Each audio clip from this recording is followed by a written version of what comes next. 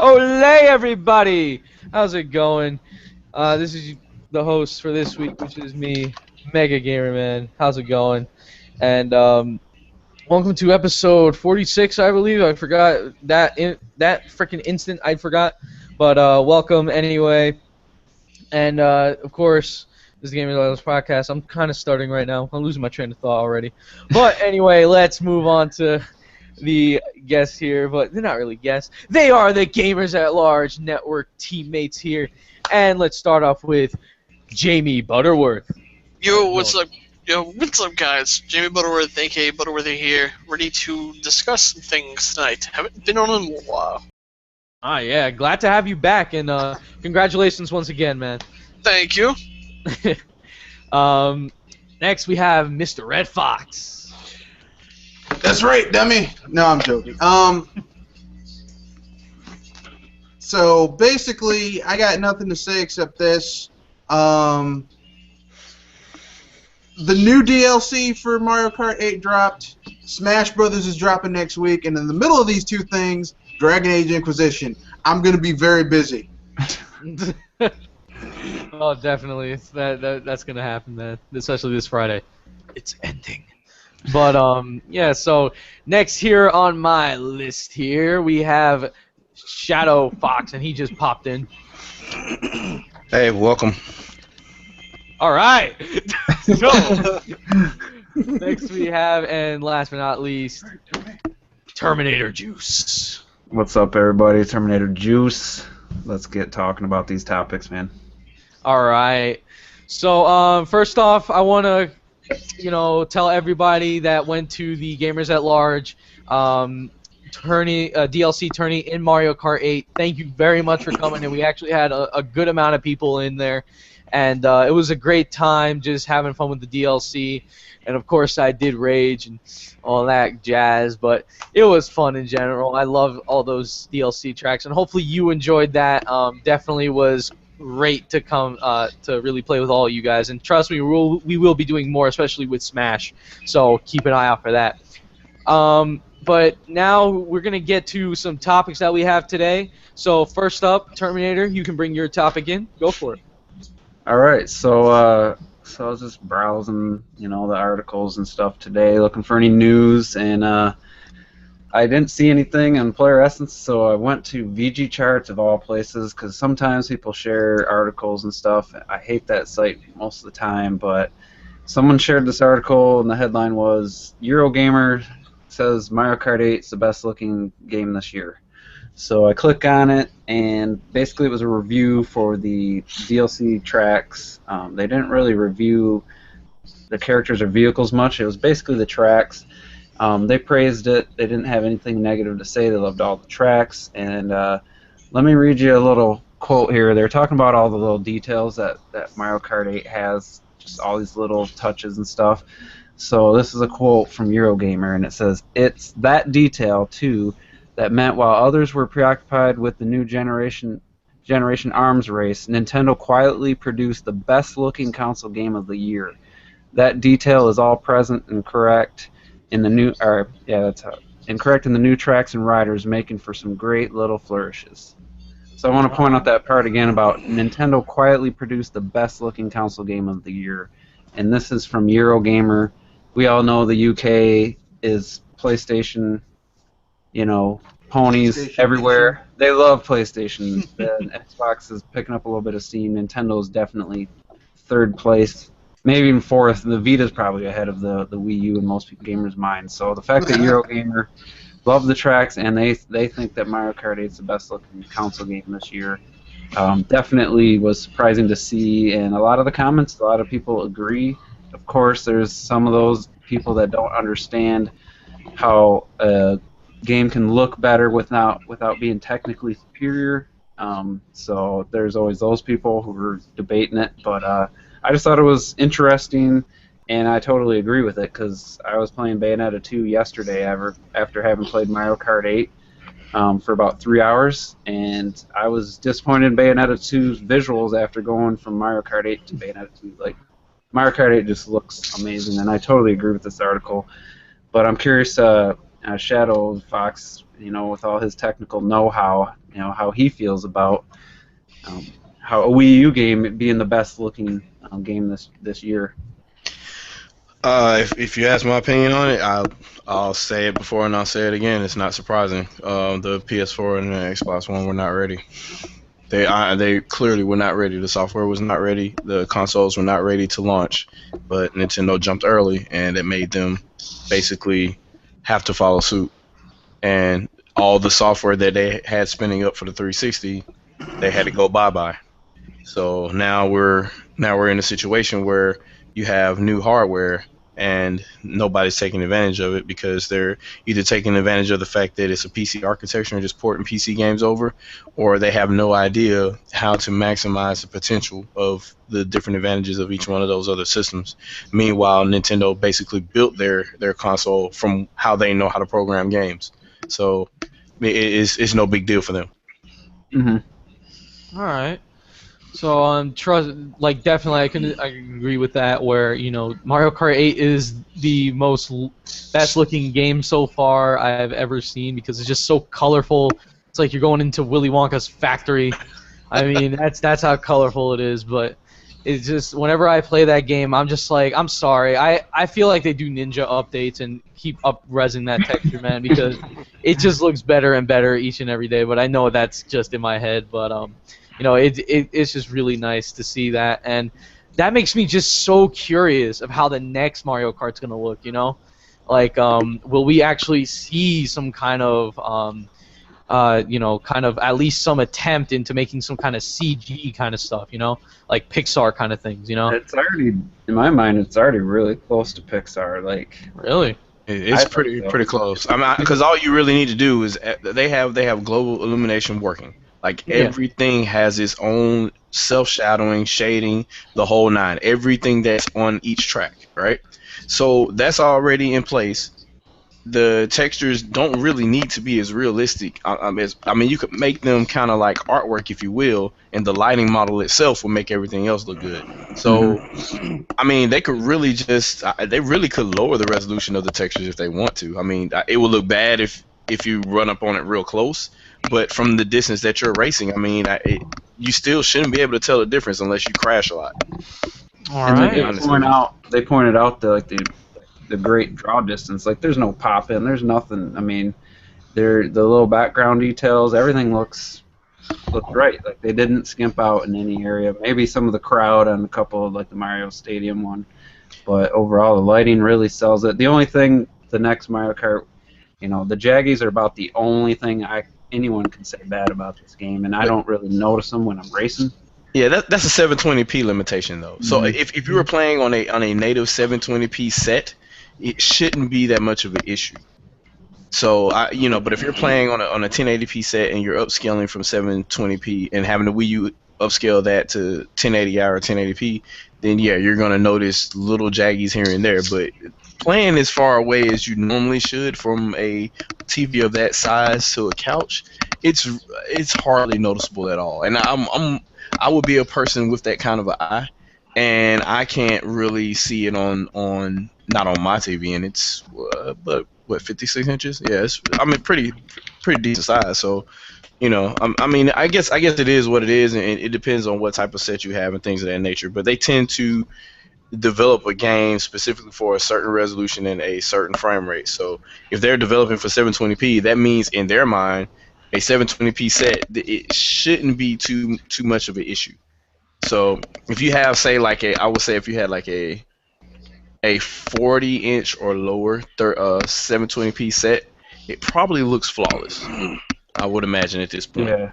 Especially with newer TVs, it really the picture quality just looks amazing on even cheaper TVs. Like the new TVs that just came out, they really bumped up the actual visual quality of TVs has come up the last couple of years. So I imagine a 40-inch TV, this game would look phenomenal. And contrary to popular belief or a former Eurogamer poster who decided to create some custom software and then use it to half-measure games' frame rates, that 59.9 frames per second actually looks pretty smooth. Anybody notice the hiccup? No. Notice that? No, it's utterly unplayable. Just wondering because Can I if it's unplayable, I wonder how unplayable Assassin's Creed is. Oh, but that's an excuse because 30 frames per second is more cinematic. Yeah, that's right. Look, And And, they'll get we an know update. because they told us so. and from there, I just want to introduce. If 30 frames per Crazy. second, hold on, I got a joke here. I gotta get on. All right. So, if 30 frames a second is more cinematic, isn't the frame drop to 15 frames a second just that much more cinematic? That must be like IMAX or These something. people are like Federico Fellini right there with their cinematic skills. epic.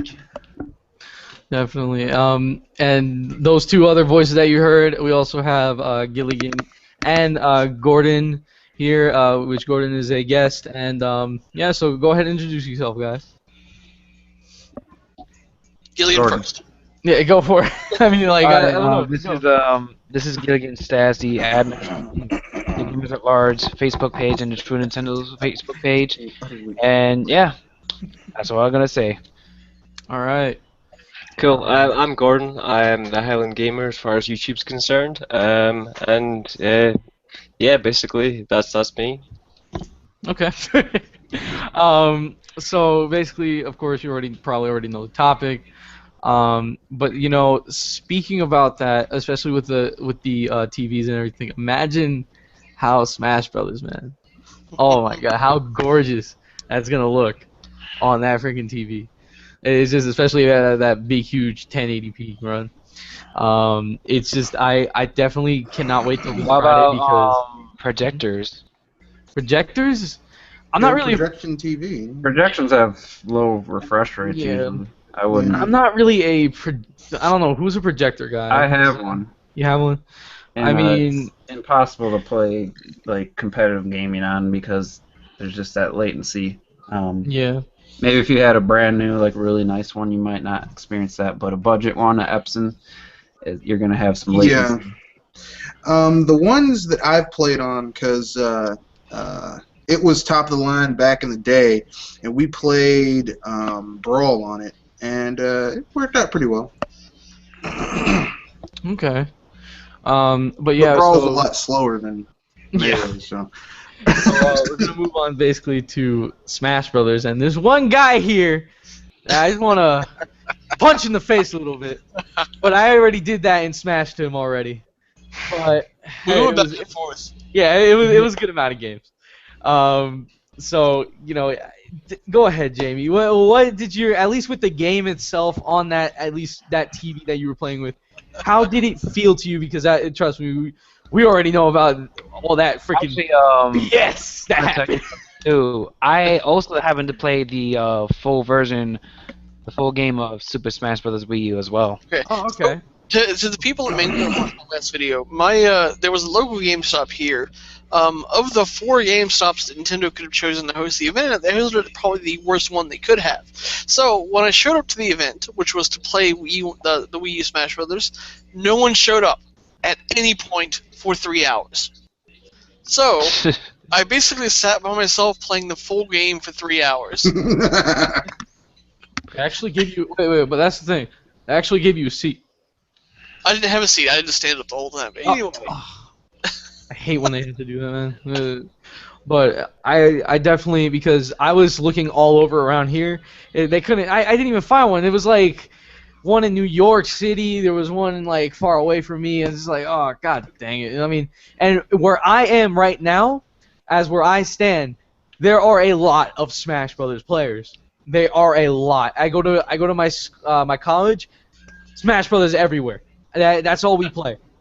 That's basically all we play right there in my group. So it's just I'm really surprised they didn't put one here. But you know, it was really I mean I heard things about the events that's been going on. Basically, they've been playing the full version of Smash. There even was something in the Nintendo World Store where, you know, Reggie came over and let everybody face his level 50 amiibo, which was Link. nice. So, and nobody can beat it. That was a problem. Speaking of amiibos, I'm gonna let you guys know that Toys R Us is having this awesome deal that you can pick any 3 amiibos for $30 at Toys R Us. All right. That's not bad. That takes what? That's basically $6. taking $9 out. Mm-hmm. $6. $6. I thought they're $12.99. No, Oh, 13, yeah, they 13. were. Yeah. Yep, my mistake. That's all right. Everybody's bad Damn with it. math. I might cancel my pre-order through Amazon. I mean, Yeah. plus, if you pre-order through Toys R Us, you get a free amiibo. when you Yeah. pick them up. So basically, you can get 4 amiibos. For just what? About $90. You can get Yeah. like 4 amiibos and the game itself. So that's pretty cool. And for I think 130, if you got the bundle, you can basically get Smash Brothers, the GameCube controller, the adapter, 4 amiibos, all for just 130. But I wouldn't spend that much on that game. But anyway, it's all. I mean, I just really cannot wait because I picked up the last pre-order card from my Toys R Us. And because it was like literally the only one left. There was like 5 Call of Duty Advanced Warfare ones, and then just 1 Smash Brothers. So I was just like, yeah, whatever. But yeah, I just really cannot wait for this game to come out. But like, how was it when you actually played the game? Like, how just was the feeling of it? You know? It felt fantastic. I mean, as far as the gameplay itself, gameplay matches up perfectly to 3DS version. So if you're practicing up on 3DS version, it's just a matter of getting used to the controller you're using, whether it can be a GameCube controller or Pro controller or what have you. I mean, as far as the game looks, it looks fantastic. But they only have like a 32-inch TV set up there, like a little Samsung 32-inch. Yeah. I can't wait to get it home with like 50-inch plasma, 600 hertz, 1080p, and just like relax on the couch. I mean, now the thing is, you were playing with Pro controllers. Yep. So did you experience any kind of lag between the Pro controller and the game itself? No, You know, sometimes that happens with fighting games like that. none whatsoever. I didn't experience any. All right. So there you guys have it. Pro controller is basically good, even if it's wireless. So go for it. Even though people will still play with the GameCube controller. Can I give you my impressions of? No, yeah, go for it. Go for it. Well, believe it or not, and here's a shocker, Jamie, where I went to the 14th Street Union Square GameStop. That's when they had the Smash Brothers demo event, and surprisingly, there was a lot of people were waiting to play Smash. You know, not like a huge lot, but there's like dozens of people basically, like over 7, 12 people over there, and it was sort of piling up here and there too. And everyone was just like lining up again. And the best part is you can actually try it whatever you want. But I would say this that I couldn't manage to try out, you know, a lot of the modes that you had pulled off though, Jamie, because you're to be honest, you were kind of lucky because the fact that there wasn't that many people around, and you get to try out all those modes and all that stuff. But for me, I'm basically was forced to just play, you know, regular Smash versus mode, you know, no stock battles or anything. But here's some of the impressions I have with the controls. Like in terms of the controller, we use the Wii U Pro controller, and then I also use the gamepad.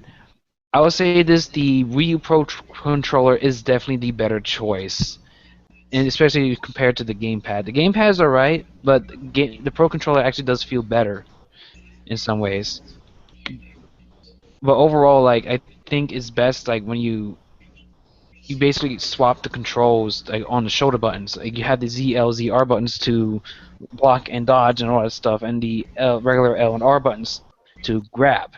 You know, it's in a similar thing to like the GameCube controls. But I'll give you some impressions of the stages, like the Pyrosphere.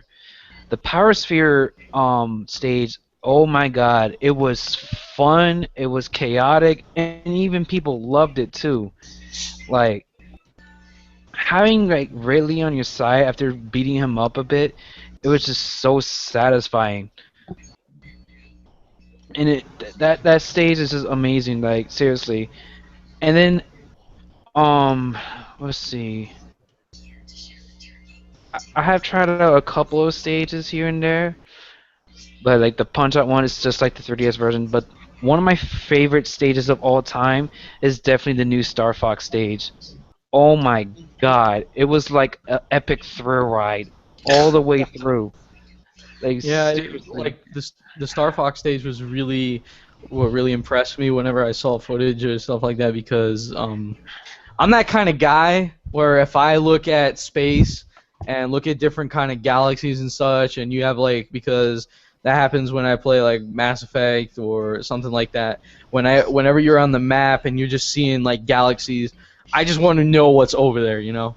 And I'm really liking about that stage is because you have basically the Star Fox team like destroying missiles and ships while you're fighting. And if you do have the commentary, it's really funny because they're just like Oh who are yeah. these guys on top and all this jazz.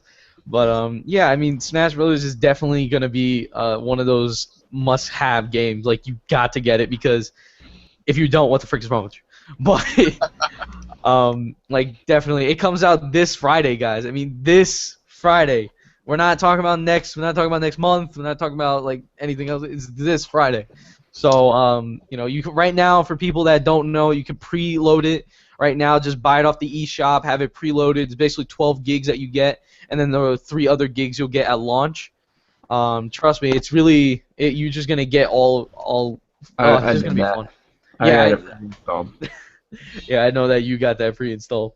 And at Nintendo World, they're gonna do this special Nintendo event that's gonna last for 24 hours, starting this Thursday at 9 p.m. all the way Well, to Friday night at 9 p.m. I think they heard my plans of doing my 24-hour stream. They heard my plans. But yeah, and that's something too. I'll bring up later. But yeah, so that's I just can't wait for Smash. So what we're gonna do now is basically something came out on Thursday, and we've been all playing it ever since. I would say, well, most of us at least. But the Mario Kart DLC. Now, this DLC, it was okay. All right, I'm gonna give it that, because Ice Outpost and you had Hyrule track and let me see. Dragon Raceway. No, not Dragon Raceway. Dragon Driftway. What are you Wait, that's naming? it. The ones you don't like, or Wario's you just Gold naming Mine. them? uh, Yoshi's Circuit. circuit. Those were kind of bland, I'm gonna say. Because I would expect more from the Zelda stage. The Zelda stage, like what I was gonna expect was more of a race through all of Hyrule basically. So you start out from Hyrule Castle, go make your way to Gerudo Valley, then make your way to Kakarot Village, and then you make your way to the forest, and then you go to the Zoro's So it'd be a place. 20-mile track. Is that what you're saying? I mean, it would be a track like Wario Stadium, right? Where it's just straight on down, but it's just like when in the N64 Rainbow Road, you know how that was like 5 laps, and that was because that was a long road. That's how I would imagine that would be because that would actually be awesome. I would love that. But those were the kind of ones that were disappointing me. Now my favorite, I have to say, is Dragon Driftway, for one simple reason. The curves are beautiful. The music is fantastic. You have karate Lakitus freaking in the background doing all their forms. Hoo-ha! I never seen them. Oh, you never seen them? Where are they They at? like when you go to when you're doing single player Grand Prix. All right, pricks. Pre. I keep saying pre. I don't know. It just makes more sense. I don't know. But when you go to single player Grand Prix, you actually it shows you the view of the statues. Karate. So I would like it if I don't know, probably in the future if they ever make another one of these kind of stages, where the Lakitus are actually doing karate. Like you see them doing like some forms and beating each other up and stuff like that. That would be kind of funny. But yeah, so like, what are you guys' impressions of this DLC so far? I mean, you like it? Do you think it's the worst thing ever? Do you think it's godly? I mean, what? I think it's excellent. It's off the chain. Yeah, Alright. I actually don't have a negative thing to say about any of the tracks. All of them are awesome. I don't have a least favorite because I like them all equally. Like every track's just is good in different reasons. The Yoshi Circuit is a great track from the GameCube and the DS. I love the little stretch with the corners, like the S corner, like on his back. It's really challenging. I see a lot of people messing up and going off the track, so it's very technical. So I like that aspect. I like the Rainbow Road one being completely like unaltered. It's just perfect. That's one of my favorite tracks of all time. And everything else just feels great. I love it. I don't. The only thing I can say negative is that Cat Peach is kind of a waste. I feel like in time trials, she's just slower than she's just really slow. Like with Rosalina, it's almost a second quicker to do like the time trials with Rosalina over Cat Peach, which is kind of disappointing. So that's the only thing I didn't like. That I thought the characters weren't that spectacular, other than Link. But overall, I think it's an A for the DLC. I'd give it an A plus. I mean, I thought it was great. I'll say this much: I love the F-Zero track. Mute City is awesome. Never has it looked any better. I have to say that I actually really enjoy the Excite Bike track. Yeah, that one's fun. It Yeah, brings that's back a awesome, whole too. lot of memories for me, and the remix of the music is amazing, and the fact that the track is different every time you play it is awesome. Yeah, that's the most nostalgia I've felt playing Mario Kart. Is playing that track with that music. Yeah, definitely. I mean, just playing on Mute City, because I'm sorry, whoever played that saxophone, man, boss. Like, that saxophone is beautiful. Well, they have That those was- videos. They have those videos of Yeah. showing the live band on Nintendo's YouTube channel. So check that out if anyone hasn't. It has like all the new tracks showing the actual bands. It's kind of funny. I don't know. This might seem a little like a sheltered American, but it's just funny to me seeing like Asians playing like jazz music. I just always associate that with like Southerners, and it's weird, but it's also awesome at the But same then you time. can see the huge metal culture across there, man. Yeah. Like the guitar work that they can do in Japan and stuff just is amazing. Yeah, But I mean, just to go on to the little things that I find kind of off, I wouldn't say there was anything like going in that I found bad. I think it's because personally I found that they put so much detail into some things that other things just felt a little bit not quite as much effort. Say for instance the Rainbow Road. We've now got 3 Rainbow Roads, and they've all got the same sort of texture on the road. It would be nice to have just something that would have differentiated the texture or the colours, or just something that maybe would have differentiated a little bit. And going to the sort of Hyrule track, I love the fact that right down to when you overtake someone, it's like sound clips and things from Zelda games. But personally, again, just that tiny thing that would have been the icing on the cake would have been if they'd just altered the whole weapon set and not just the coins to be Zelda themed things. That would have been like ridiculously good for me. Yeah, that would have been cool. But I mean, other than that, I loved the whole set. It's just they could have went even more if they wanted to. Small details. Yeah, Oh, yeah. I mean, but for what they asked, the price of it. Oh yeah, totally. Well, they kind of did a couple of other things too, because they, I don't know if you guys have noticed, but there are other Hylian garbed individuals kind of cheering what would be the Link as a driver on as you pass through, but only in certain parts of the track. So you have to dig a little deeper, but there's probably stuff littered all over that track. You probably literally have to drive at 2 miles an hour though to see it all. Well, see, that's the thing with the soundtracks things. Like the first time I went round most of the tracks, I never really paid a whole lot of attention to things going on. But then, once you're playing it more and more and more, every time you're overtaking someone, or everyone you're getting overtaken, or you hit someone with a weapon, each and every one of those sounds has been changed in the Hyrule track for Zelda sounds. And that's amazing attention to detail. And that's I agree. That's what we were talking about before we came in with Eurogamer saying all those little details. They think Mario Kart's the best looking game of of this year so far. So, and then they mentioned all those little touches, all the little details that just add to it. And that's one of those things where aesthetics they kind of trump technology in some areas. I'm willing to say in a lot of ways that Child of Light is one of the best looking games this year.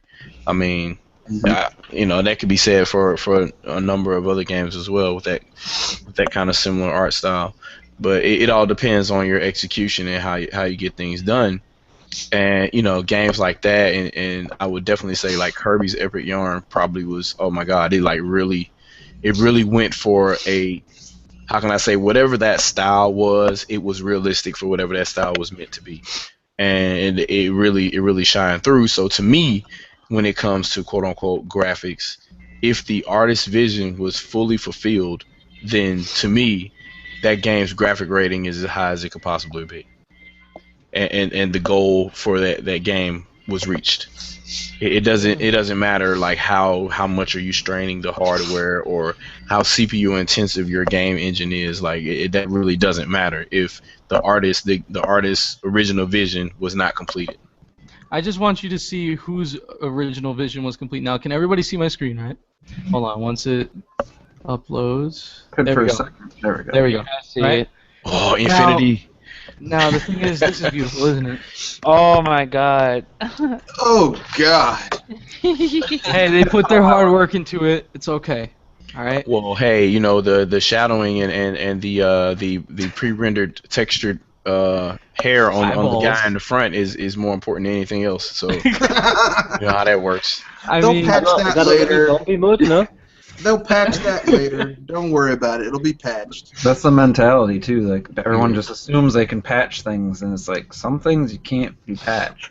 Yeah, I really hated this, and I hate to say that fault, but I saw this as soon as the Xbox was launched, and I'm like, and Xbox Live is gonna come out, and they're gonna start patching games, and this is gonna be horrible. Well, in reality, on the Xbox, the original Xbox, I think it was only like Ninja Gaiden and Halo 2 that ended up being patched. A lot of the other games, they just either printed another disc, just like they did for the other platforms, or they either discontinued it altogether and came out with another version, a Game of the Year version, if you will. So, Bethesda games. On but the Xbox. but 360, oh, God, man, that's like PC gaming. Like playing 360 games was like PC gaming for quite a little bit. We can. Just on that Assassin's Creed thing, did any of you guys see the latest one show video from Linus Tech Tips? No. No, but that's kind of part of the topic I wanted to talk about too. Yeah, they tried to do a benchmark on the latest Assassin's Creed, and to do that they obviously had to pick a certain part of the game that they can play through, and then change the hardware, go back and redo the playthrough so they can compare it on different hardware. And apparently on the PC version, it locks you down to one save.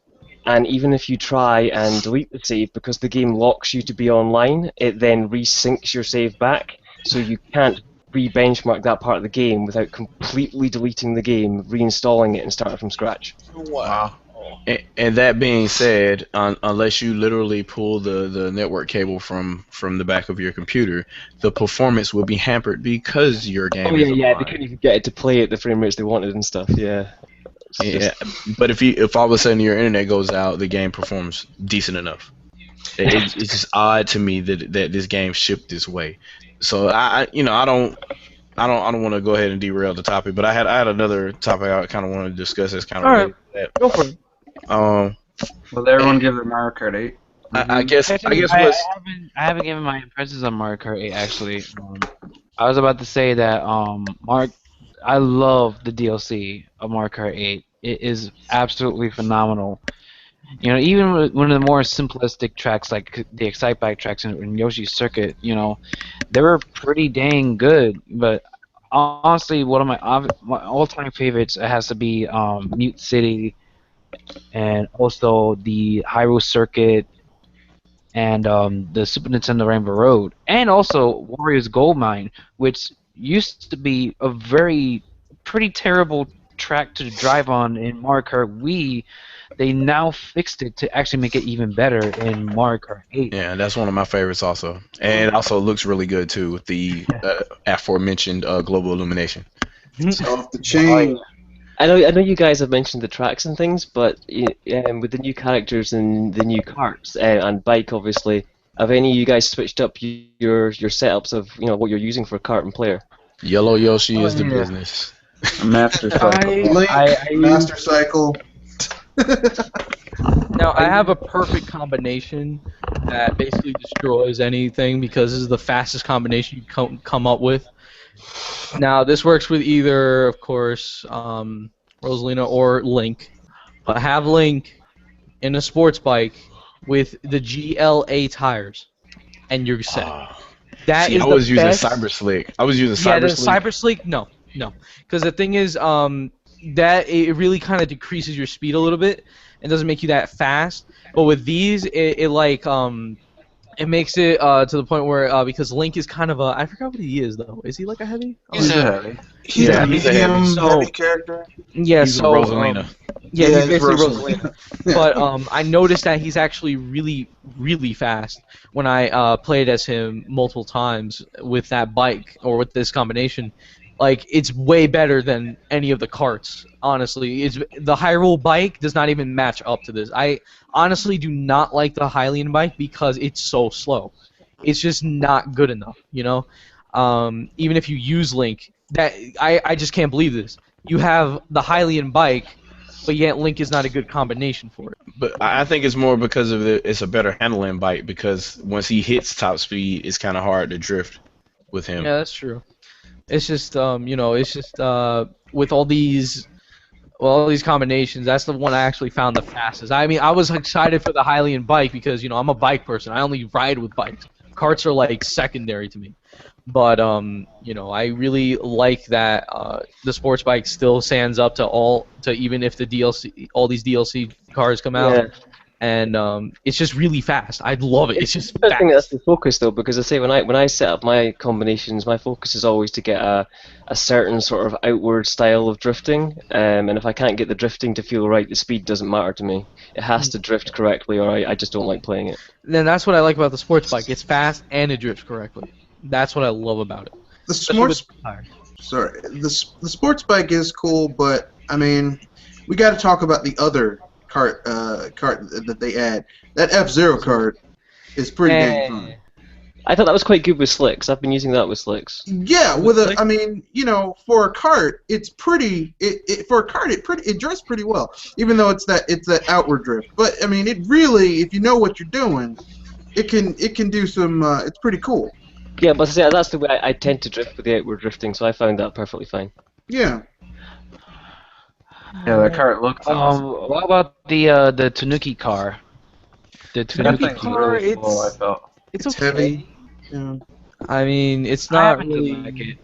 I mean, if you want to have the best part with that, with the wheels, I would say go. Dude, I'm sorry, but these are the best DLC tires ever. The GLA, man. I freaking, it makes me want to actually go buy those tires for my car one day. The tires are just amazing. Are they good for off road though? They are actually a little bit. Where the grass, you can at least get up there, but of course everybody jumps off the grass. Yeah. But yeah, it's actually really good for those off-road moments. But yeah, those tires are amazing. I'm sorry, those tires are just really good. But yeah, so it's like with combinations all over. I'm liking the B Dasher. I do like the B Dasher. Especially with it's like slick one of the tires. fastest parts of all time. Yeah, with a B Dasher with slick tires, perfect. That is perfect. And put in a heavy character like Bowser or Rosalina and Link, basically good. So I would say to go with those kind of combinations if you really are, aiming to go first place all the time. But at the end of the day, it's basically mostly freaking guard dogs everywhere. But I'm sorry, I had a bad experience this morning. But yeah, so Shadow, you were basically gonna give a topic. Yeah, it's kind of slightly related to what we were talking about Yeah. earlier. So this is what I have, and what I have right now is a definition, and I'll go ahead and read the definition to you. It comes in lieu of Wikipedia, so be wary. In the video game industry, AAA, pronounced AAA, is a classification term for games with the highest development budgets and levels of promotion. A title is considered to be AAA, is therefore expected to be a high quality game and to be among the year's best sellers, so to speak, because of the high quality. So the classification of it is a AAA title is intended to demonstrate the very best within a gaming company or franchise. Games not considered to be AAA have been referred to as B titles by analogy to B movies. So the AAA term is not really an acronym or anything like that, but it came from a grading scale, the normal A to F grading scale. A being the highest quality. And that term kind of slipped a little bit over time after the late 90s and stuff and whatnot, to where video game journalism picked up on it. And it got to the point where they started talking about games would be like a blockbuster movie of sorts. So a AAA game would be like a Indiana Jones of games, if you will, which would be like, say, the most recent Tomb Raider game or things of that nature. And over time, it's gotten to the point where anything with a high budget is starting to be considered a AAA game. So, with that being said, I'm wondering if the term AAA is being used way too loosely, because if it's a AAA game and it has a really high budget, that means part of that really high budget is for QA. So if the game is going to be really, really, really good and it's really, really polished and really, really well, then that is considered a AAA game. But if it's not really polished and just has a lot of advertising, that's a B-rated game with a high marketing budget. So if you follow me on Twitter, you probably heard me say something similar to that. I was kind of talking to Red Knight about that on Twitter a little bit, and it kind of blows my mind that these games are considered to be AAA before they release, or they play these games early. They know they have these issues early in alphas and betas and things of that nature, and still consider them AAA. AAA should be something that is determined once you play the final game. But I guess the definition has changed a little bit.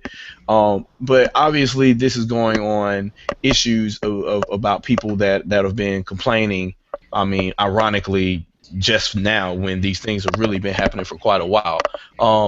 I can go all the way back to last year when Battlefield 4 launched, and everybody kind of looked the other way when that happened.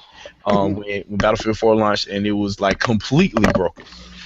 There were issues with the most recent SimCity game that had the same thing, where it was like literally it was so locked down you couldn't play it online.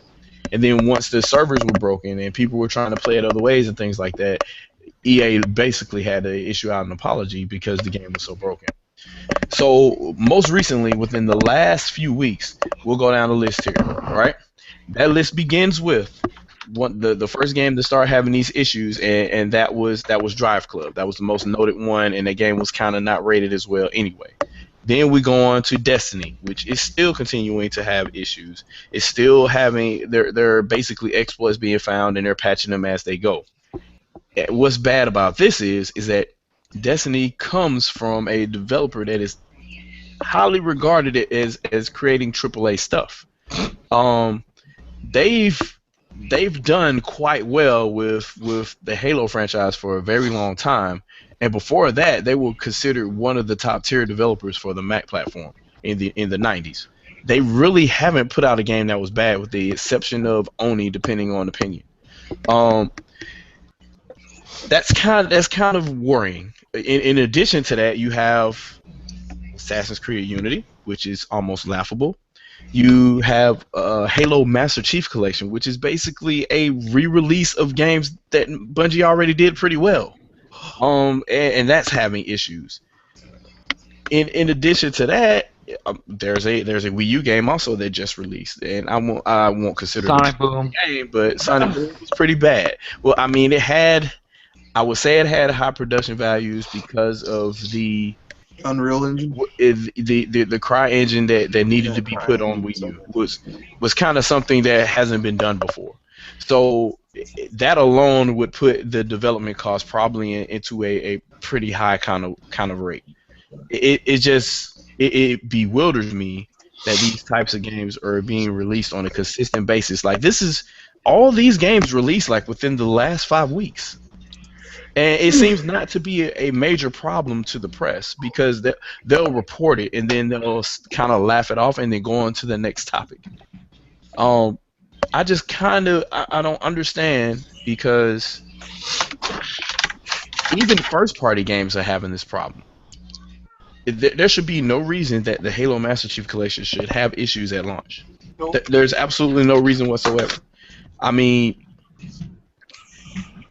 everybody No, knows just one that. point with the Halo Master Chief Collection I can actually say with that whole matchmaking thing is because you have it where you have a game, you have one single disc and it has 4 games on it, and basically all of it has their own multiplayer, right? Halo 1 has the multiplayer, Halo 2 has the multiplayer, Halo 3 and 4 have the multiplayer also.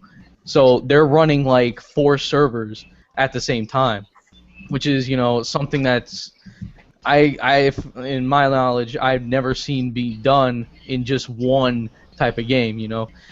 Usually with some collections like that, there would be one game online, and everything else would be single player.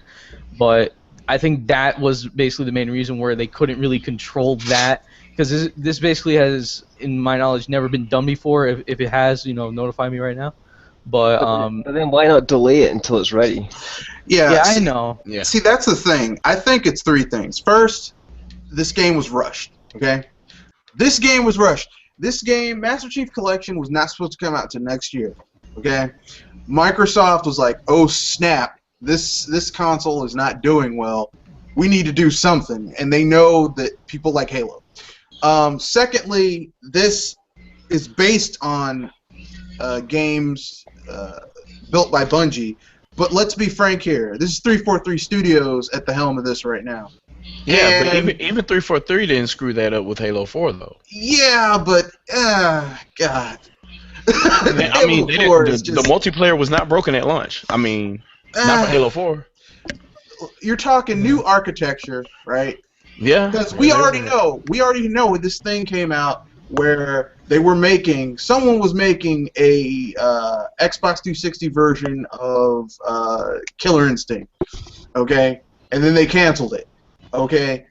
I'm thinking maybe the idea for a lot of these games that we're seeing on the Xbox One and the PS4 were floated around 2-3 years ago for the last gen consoles. Oh, I already know that. I'm well aware of that. So basically, people.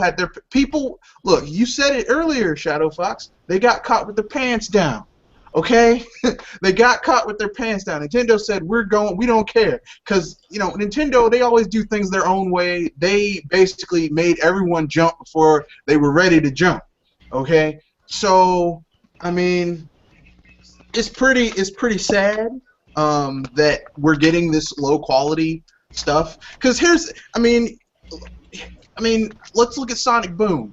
This is first game from a new studio. Yes, it has a lot of people that were from,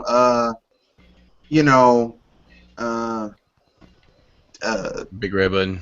Big Red Button. Yeah, but they were from Naughty Dog and other places. But this is a new studio. You do not want the first game from a new studio to be a cluster F that is Sonic Boom. Yeah. Yeah, I guess my issue was that these games came out and they had real big issues, and Nintendo released 6 AAA games this year with no problems whatsoever, and they still patched and made their games better over that time without any press whatsoever. I mean, they made updates. Nintendo is considered not to be one of the first parties that knows how to do online. out of nowhere, they released a game. They released a game that was online that sold 1 million copies in one day. Yeah. I mean, it sold 1 million copies in one day. Over the weekend, it sold 1.2 million, and people were online. And last I checked, there weren't any server crashes. There were a lot of YouTube crashes because everybody was trying to upload to YouTube, and I don't think YouTube was ready for that. I Um, got kicked out a couple of times, but I wouldn't say it was major. yeah, But I didn't have any losses whatsoever. I didn't see any kickouts until probably the following weekend. yeah, But I mean, what bugs Nintendo me with can't a lot of win. these.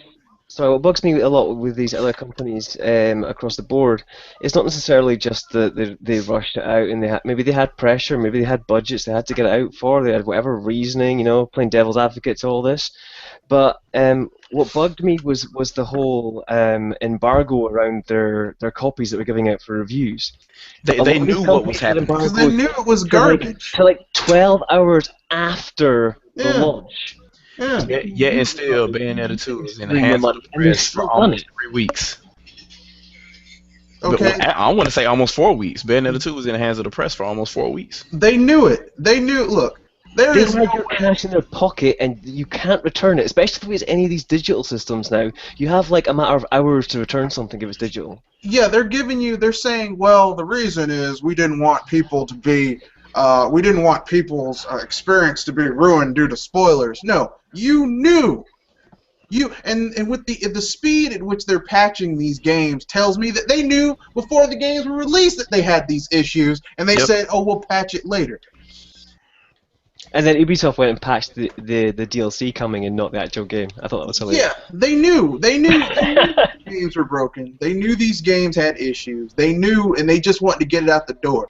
And all of this is because, over the last 3 generations, we've seen consoles become more PC-like and have a hard drive, and people's like, well, it's connected to the internet, you can just patch it later.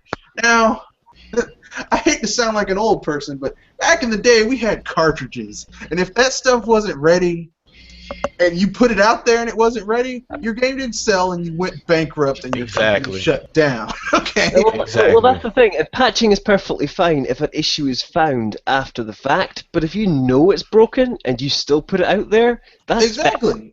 You're That's pretty stealing bad. from your You fan need to base. pay the price. Or if I'm not saying people need to lose their jobs. Here's a fair approximation. Okay, we get a gauntlet made out of $60 worth of quarters, and punch these people in the stomach for making us spend our $60 Well, on this a is my game that they problem. knew was broken. Somebody needs to make them own up. So if their game, if your how can I say this? If your publisher doesn't have the wherewithal or the ethical fortitude to say, yes, this game is not ready, or the developer, the team lead themselves to have the ethical fortitude to tell the publisher, look, this game is not ready. We know you said you had a deadline, but this game is not ready. We'll And just then the take the publisher hit. goes and says, okay, you're not ready. Let's go ahead and delay it. We'll give you more time. Here's some more money for the time being, and we'll make this back because this game will be good. Well, that's the thing. Nobody's forced to do that. So now it's to the point where the publisher's like, if it's not ready, forget it. We'll We're not going patch to it fund you later. anymore. We're dropping the project. We'll And it's just patch going it to sit there later. and hang. You see, that doesn't make sense to me. I know it's annoying when things get delayed because as Nintendo owners, we all know that we get things delayed all the time. But you hope when you see things like, say, Project Cars got delayed on all platforms, that they're doing that because they're going to actually try and polish off the game mechanics. When and not Nintendo because when they're trying to Nintendo scam delays a everything. game, it's usually going to end up being a good thing in the long run. Yep. Usually, there are very rare cases where that is not the case. But I've seen games that have been delayed. Watch Dogs was delayed twice, and it still had issues. Yeah, but that was because the game was fundamentally just not very good. And it wasn't ready either. That was the other thing. No, I mean, I here's the honestly thing. think with Watch If- Dogs, I honestly think they could have done better. It's just really where they kind of had a brain fart, and You're right. we're just like, what the freak are we? Wait, what just happened? See, Wait, where are the we? PS4 Aliens version are should have cooking. launched when the Wii U version is launching this week. That's No, what should have happened. the problem I've seen with Watch Dogs is this. Fundamentally, from the very how they implemented the concept behind Watch Dogs, which is use your main character's smartphone to hack stuff, like how they implement it, I'm like, you guys are developers. Game development. Yes, you're making a product. So in that regard, it's kind of like you're manufacturing something. But there's artistry to it and imagination necessary. And it's like they were like, well, I mean, this is Ubisoft, so I mean, expecting imagination, artistry was a little too much. I mean, the concept was there, but the execution was literally just a button press. Yeah. Press this button, it automatically hacks that helicopter. You know.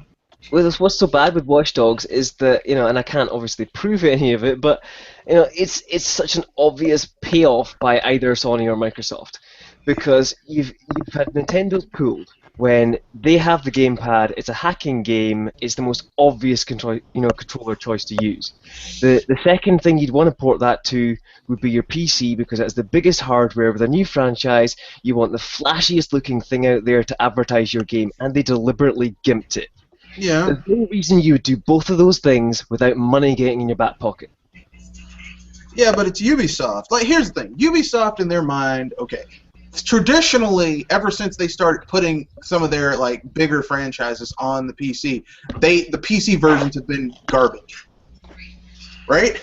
Oh yeah, like but PC ports of flaws Ubisoft games have been garbage for years. in their code to stop it doing things that it could do with no problem. Yeah, but I mean, like I said, that's like, okay, the PC audience for Ubisoft is not their. It's not their bread and butter, and they don't care. They're like they basically throw like, okay, in their minds they're going after the console gamers. That's their bread and butter, and I mean, which is kind of stupid because I mean, well, it's smart because they know the PC gamers are not going to take them seriously. They're still waiting for like id and CryEngine games and stuff like that that are going to maximize their hardware. Well, the reason I said it was stupid is because of this. I mean, in Ubisoft's part, because they're spending all of this money on these new franchises, and in some cases older franchises put to these current gen consoles, like the PS4 and the Xbox One. And they aren't selling as well as past-gen consoles. Even on the PS4, which is selling very well, people aren't buying these games in the numbers that they had in before because people are tired of getting messed over. We have a handheld here that's sold 45, 46 million at this point, and you find Ubisoft games sparingly. EA games never at all, really. There's like two of them made by EA, so I don't know. But it just doesn't make sense to me. I mean, like, if I was a new company, say I was a car company making a new thing, right? First thing I would do is make the craziest concept car I physically could with all the technology in the world to show off my brand, and then make a consumer product level one, right? So if you take the same concept for Watch Dogs is directly competing with things like Grand Theft Auto and the likes, those sort of things. These games all started out on the fastest possible hardware on the PC to show off their concept car, if you like. Watch Dogs never got that. They immediately pulled it back from point one, and you're never going to get that respect from anybody on any level if you never push it to your maximum on your first version. Mm-hmm. Well, I mean it's Bayonetta, even on console, they pushed those boundaries, and Watch Dogs never done that. It's Ubisoft. Look, you're expecting quality from a company that has consecutively over the last 5 years just been going downhill. But they can do it. Look at Rayman Legends; it plays perfect. Yeah, but Rayman Legends was made by talented people. I mean, you have 800 people who worked on Assassin's Creed Unity. You mean to tell me 800 people working on this and no one was like, you know what? This game isn't ready. Under 1,000 people, and they had this. They said they've been working on this game for 3 years, and it still wasn't ready with 1,000 people working on it. Okay, yeah, all right, I believe it. Frustrating because I wanted to love the game. Say something? Yeah. Go for it. Go for it. I was going to say that why would you go out of your way to make this concept car when you know that the typical fan base will buy anything that looks good? True. If you think about the fan base today in gaming, they buy simply what looks good. So if it looks good, would it be a short teaser trailer or an E3 demo showing, whatever it may be, if it looks cool and sounds cool, they will buy it. They don't even care about the end product until after. People have to own things the moment that they're spoken about or that they're released without even giving it, a week option for everybody that's coming before. Yeah, and I I'm, guess they just show a CGI trailer anyway, so it's not the actual gameplay, so it doesn't really yeah, matter. I'm glad you pointed that out too, because when you look at the trailer, the gameplay commercials for Far Cry 4, for Assassin's Creed Unity, for Destiny, for all these games, they seem to have none of the issues you have when you actually play the game. If they even show gameplay. Yeah. Well, they showed the gameplay of Assassin's Creed 4, Assassin's Creed Unity, but it obviously does not perform that same way. Not even on PC. You're still getting screen tearing, no matter what you do. Advertise and then steal your money. Great. Yeah, Yeah. exactly. So they V-synced the video, added extra lighting effects, ray traced it, and then put it in a commercial. Yep. But when you I play the mean, game, You watch the commercial. These games look just like magic, and then you play it, and it's like. Now, I mean, I may be a bit biased. I'm a Nintendo gamer, and Nintendo doesn't do that stuff. They're like, look, this is the gameplay. It's like that doesn't look like much. They're like, no, wait. I mean, Eiji Aonuma had a thing earlier this week. Well, this week, not earlier this week. Towards the end of this week, where he's like, "Oh, you thought that Zelda Wii U trailer at E3 was awesome? Looks better. It's gonna look better next year." I'd I have rather no see the doubt about truth. it. I'd rather see the truth than a lie. There was aliasing in the commercial for Hyrule Warriors. I don't care. The rest of the game looks good to me. I don't care about that. Yeah, I mean, for me personally, the only sort of third-party game on any platform that's really looked good in the last few years has been the latest Tomb Raider. I can honestly say on the PC, there was times I couldn't tell the difference between the cutscenes and the gameplay. Yeah, That's Tomb the Raider's only good. game that I've ever, in the last couple of years, felt like that about, and that's ridiculous that it's just one game. Especially on the AMD card. For whatever reason, they optimize a lot for that, and that Tomb Raider looked real good on that. Yeah, well, I say I'm running AMD, but yeah, I loved it. I ran it across my full three-screen setup and had no issues. Can I add something up to that? Final. Basically, I fully convinced someone who was like a. I'm not sure if I told you about this before, but I convinced someone who was a Wii U owner, but he wasn't really expecting much out of the Wii U console itself. I told him everything about what the Wii U can do in terms of all the features and stuff like that, right? And he was surprisingly impressed. And then when I showed him Bayonetta 2, right? He says, "Wow, look at them graphics! They look really nice." And he's saying to himself, and people say that the Wii U is a weak console, and it's like Bayonetta is pretty much one of those games on the Wii U is proving everyone wrong that the Wii U is not as weak as they think that it is. In fact, in fact, these Wii U games that have been coming out recently, Super Mario 3D World, Mario Kart 8, Bayonetta 2, and hell, even like upcoming games like Xenoblade Chronicles X, Splatoon, and the new Zelda, they are starting to look better than the majority of these third-party friggin' multi-plat games that have been coming out as of late, especially the ones from Ubisoft. Yeah, I mean, Not I hard to agree do, that So, Bayonetta just looks Basically, we amazing can at go times. down to this where Ubisoft is new EA. All right, they are the new EA. They will always be the new EA. Did And Forbes not award them that officially? you know what? That's what they're aiming for, and they right got it. now, they can't even. I freaking Well, Assassin's I Creed have, Unity, I man. have They something like, can't even put French accents in that freaking game, and they're a French company. Are you kidding me? But anyway, I'm done with talking that trash company.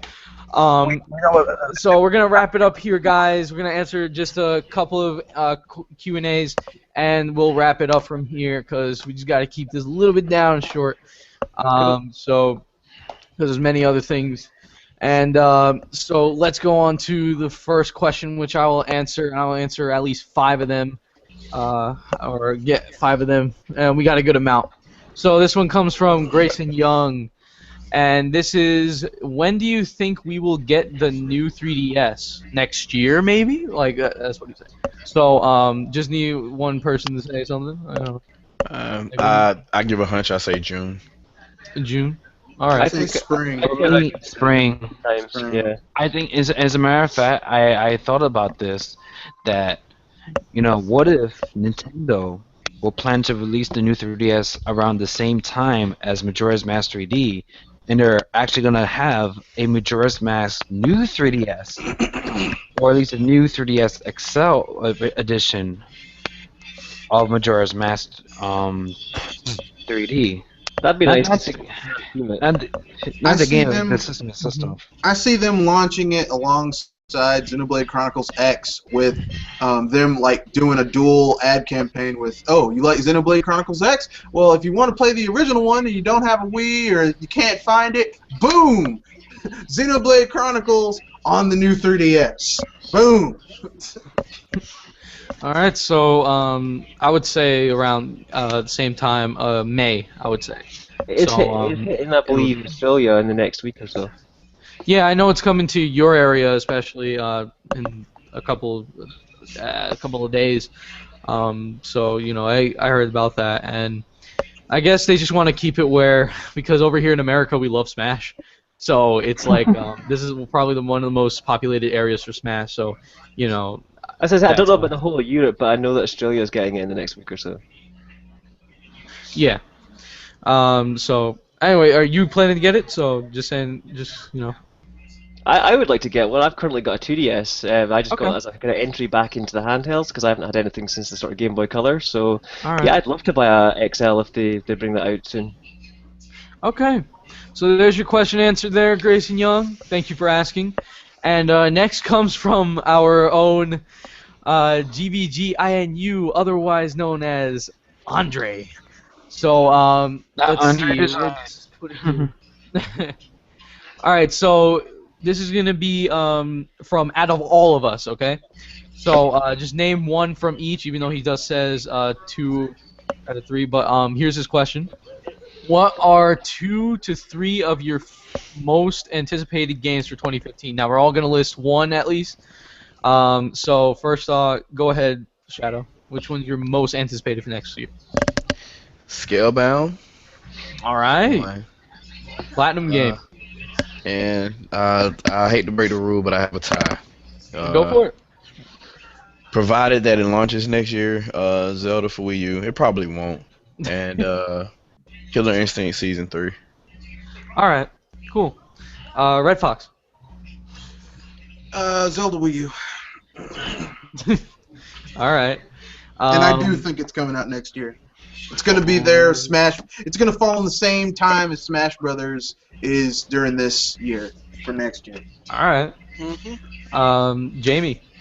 Splatoon is what I'm going to name. Dang, one that nobody would even think of. That's a good one. That's a good one. I'm definitely, that's one of my top 5 right there for next year. Gordon. I'm going to go with one of the lesser ones. Toad, Captain Toad. It's like one of my favorite characters, and I just love what they've done coming from 3D World. All right. Oh yeah, because it is launching Yeah, next year. it doesn't go over there till Yeah, Yeah. January. All right. So yeah, whatever. we'll accept it. Nintendo Europe. Nintendo in general. But next, Gilligan. What is your most anticipated? I have to agree with Jamie. Splatoon, like Alright. that game just looks absolutely stunning, and I'm so excited for it. Okay. Can't wait till next summer when it finally arrives. All right, and guys that are watching, expect a lot of tournaments and stuff. Expect it. I already got this thing planned. Trust me, it's not even out yet. We don't even know what the modes are. there will be blood. There will be blood, exactly, with ink. Yeah. So let's make sure that we are the red team. So Ken, what is your most favorite coming next year? Do you really want to know? Dun dun dun dun dun dun dun. Dun, dun, dun, dun. All right, screw. I would say here. I'll go for him. I'm gonna say Legend of Zelda. All right, there we go. All right. So mine and everybody should know by now anyway. Xenoblade Chronicles X. I just That's my runner-up. Oh my Xenoblade God. Chronicles My is runner-up my also. runner-up. I just honestly because I just want this game, man. I'm not gonna go in full detail right now. I'm just gonna. It would take hours. So games, are you really feeling it? Yes, I'm really feeling it. All right. Oh, definitely. Let's pick up the pace this time. Dude, I got a boner when I saw that trailer. Grind time. Rhyme time, exactly. I had a rhyme time. Dates so we can guarantee the R next year. No, dude, I'm guaranteeing around a May and June release. Honestly, I'm going with that, or at least somewhere in the summer. But yeah, so that's a really good question right there, Andre. We can take one more. This one also comes from Grayson Young, and this is probably something we already discussed, but let's just give our short little thoughts about it. Which amiibo do you think looks the best and the worst? So, I would have to say Fox for me. Fox actually looks really detailed with his boots and his jacket and everything. So, I don't know, that's just me. What do you think, Shadow? I have to look at a picture of him again, but to make sure, I don't want to lie. But I know I was kind of eyeing the Link one, even though it has the little standy thing to hold him in place. The golden pole. Yeah, I don't know. I'm thinking it's either between probably Samus, Mario is really good, and probably Zelda. All right. Let's see, one more. Who can answer this? Who can answer this? Eeny, meeny, miny, mo. Catch you talking about the total. If y'all let him go, eeny, meeny, miny, mo. Jamie. I'm gonna go with Samus. Yeah, out of the first runs, Samus looks great. All right. Yeah, I'm gonna have to say that actually. As my second best right there because she actually has all that shine around her and everything. That's actually really nice. I like that they put that kind of detail into her armor. So that's really cool. So yeah, I guess that's. That was just one question there. But yeah, so I guess that's gonna be it for the Gamers at Large podcast. So hopefully you guys enjoyed, and let's do our little sign outs here. First off, going from basically the same order I did last time. All right, Shadow Fox, go for it. Hey, it's the Rogue Ninja K9 Descent, Shadow Fox Infinite. Follow me on YouTube, Twitter. Don't have Instagram, Google Plus, what have you. And I'll be around, and I'll do videos when I feel good and ready, or if somebody's willing to do a shadow cast with me, and that'll probably be at some point, I guess. I'm up. Great. Outstanding. So next, Mr. Red Fox. I only have 2 words. Smash Brothers. Okay. Jamie, go for it. Well, guys, this has been Jamie, aka Butterworthy. As Shadow Fox said, be sure to follow me on social media. So Twitter, Google Plus.